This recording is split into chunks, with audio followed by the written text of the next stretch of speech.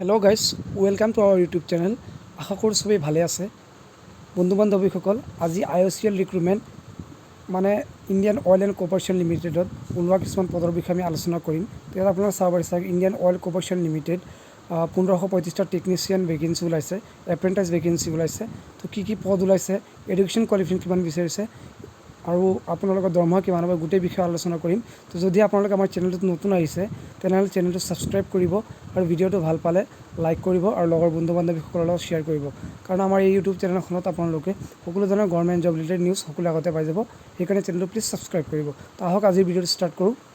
হয়, IOCLৰ ফালৰ পৰা ওলাইছে 1535টা পোষ্ট, এপ্ৰেণ্টাইজ ভেকেঞ্চি হয়। তো বন্ধুসকল, এপ্ৰেণ্টাইজ মানে কি? এপ্ৰেণ্টাইজ মানে হৈছে আপোনালোকক প্ৰথমে সেই কামটোত সিহঁতে কামটো শিকাব বা আপোনালোকক এক্সপিৰিয়েঞ্চ দিয়াব আৰু তাৰ বিনিময়ত আপোনালোকক দৰমহা দিব। ধৰক আপুনি কিবা এটা কাম নাজানে বা আপুনি এপ্লাই কৰিছে তাৰ কাৰণে, তো আপোনালোক সিহঁতে কামটো শিকাব আৰু লগতে আপোনালোকক দৰমহাও দিব। তো বহুত ভাল হয়, আপোনালোকৰ কামটো শিকিব, এক্সপিৰিয়েঞ্চো হ'ব, আপোনালোকক দৰমহাও দিব। তো গুৱাহাটীত ওলাইছে, তাৰপিছত আমাৰ বঙাইগাঁও ওলাইছে। মুঠতে 1535টা পদ আছে। তাহক তলত চাওক কি পদ আছে আৰু ইয়াৰ এডুকেশ্যন কোৱালিফিকেশ্যন কিমান বিচাৰিছে। প্ৰথম পদটো চাওক, ট্ৰেড এপ্ৰেণ্টাইজ দিছে, attendant operator, chemical plant discipline chemical. Number of post আছে 396টা পদ আছে। ইয়াৰ কাৰণে 3 বছৰ BSc কোৰ্চ লাগিব, ফিজিক্স মেথমেটিক্স লাগিব আৰু তাৰ কাৰণে আপুনি এপ্লাই কৰিব পাৰিব। 2 নম্বৰ পোষ্টটো আছে ট্ৰেড এপ্ৰেণ্টাইজ ফিটাৰ। তো পোষ্ট আছে 161টা। আপোনাৰ কোৱালিফিকেশ্যন বিচাৰিছে মেট্ৰিক পাছ হ'ব লাগিব আপুনি আৰু 2 বছৰীয়া ITI লাগিব। ফিটাৰ কৰ্চত আপুনি যদি 2 বছৰীয়া ITI থাকে ইয়াৰ কাৰণে এপ্লাই কৰিব পাৰিব।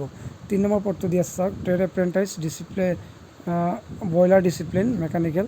আৰু ইয়াত পদ আছে 54টা আৰু 3 years BSc কোৰ্চ লাগিব। BSc থাকিলে আপুনি ইয়াৰ কাৰণে এপ্লাই কৰিব পাৰিব। তাৰপিছত দিছে টেকনিচিয়ান এপ্ৰেণ্টাইজ ডিচিপ্লিন কেমিকেলত 325টা পোষ্ট আছে।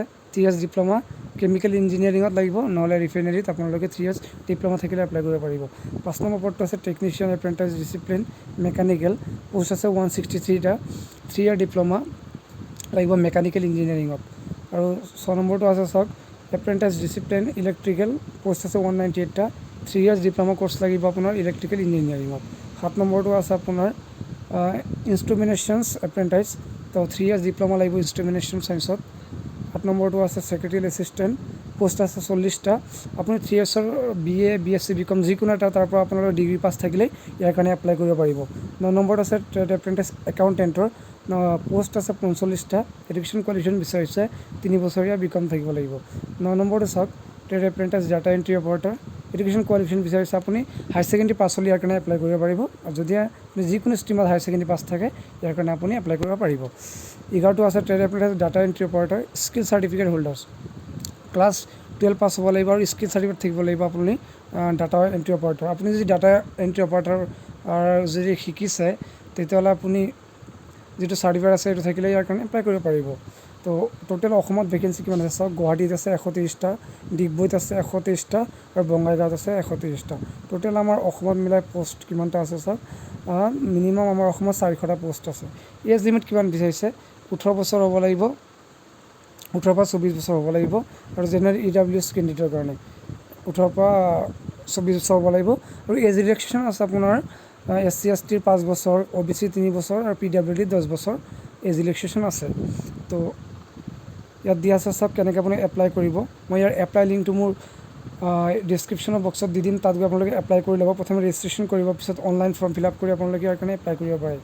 তো ইয়াৰ ষ্টাৰ্টিং এপ্লাই ডেটটো হৈছে 14 ছেপ্টেম্বৰৰ পৰা আৰু শেষ হ'ব 23 ছেপ্টেম্বৰলৈকে।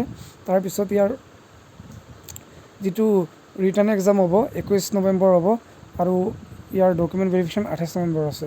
তো ৰিটাৰ্ণ এক্সামৰ আৰু গোটেইখিনি মই ইয়াৰ যিটো এডভাৰটাইজমেণ্টৰ লিংকটো মই মোৰ ডিছক্ৰিপশ্যনত দি দিম, তাৰ পৰা আপোনালোকে ভালকৈ চাই ল'ব।